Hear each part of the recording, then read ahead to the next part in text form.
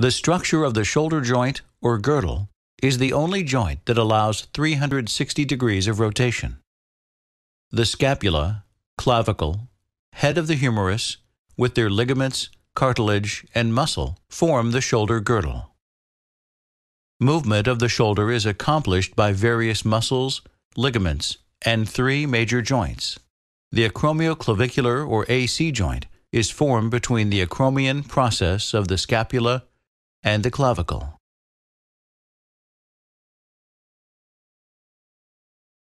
The sternoclavicular, or SC joint, is formed between the clavicle and manubrium of the sternum. The glenohumeral joint is formed between the lateral scapula and the head of the humerus. This ball and socket structure allows for multiple directions of movement in the shoulder. The shoulder joint is responsible for circumduction, extension, and flexion, abduction and adduction, internal rotation, and external rotation.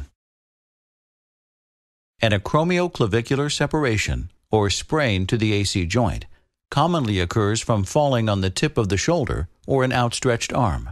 Sprains are classified according to the degree of separation and limit the movement of the joint.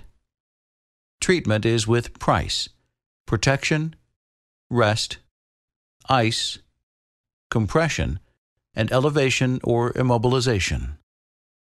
The collective set of the tendons of the four muscles of the glenohumeral joint fuse together to form one continuous broad sheet known as the rotator cuff. Without rotator cuff function, many overhead movements would be difficult or impossible to perform. Tears in the tendons of the rotator cuff occur due to injury, aging, or repetitive use.